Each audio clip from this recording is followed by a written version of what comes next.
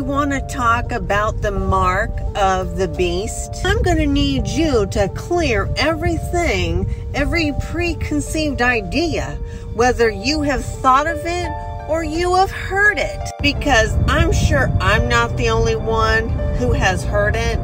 But we, as a society, we are stuck on a literal mark.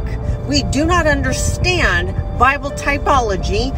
We as a people, as Christendom, do not understand what is literal in the Old Testament is symbolic in the New.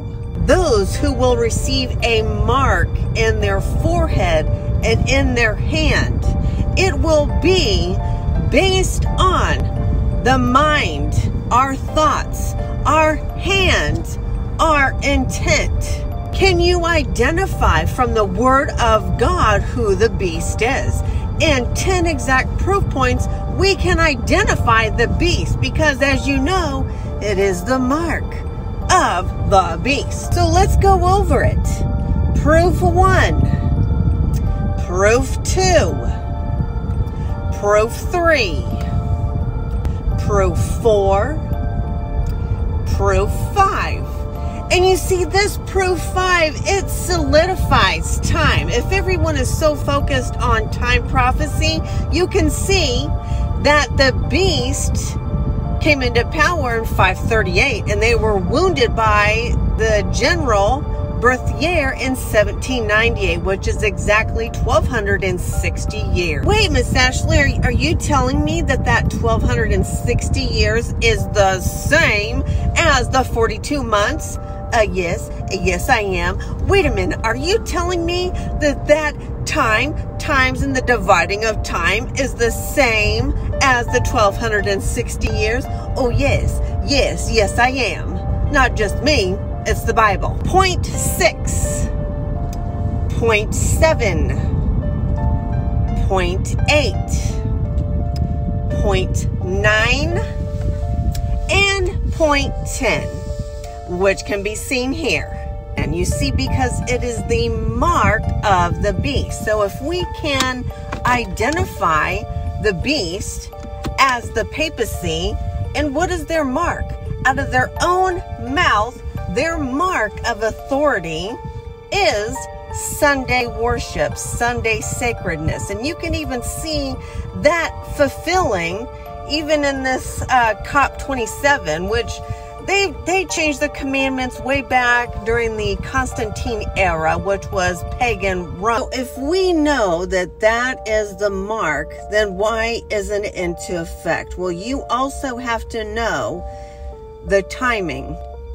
You see, just because we can identify the beast, we can identify the mark, we also need to see the end time fulfillment, in which Satan himself will be involved.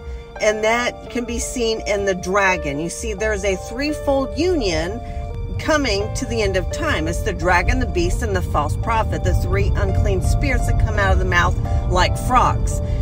And the dragon will actually be Satan. He will be counterfeiting Jesus. And Satan is going to be joining, or they're going to be joining him, because he's the dragon power. Then you have the beast power. The beast we've already identified as the papacy.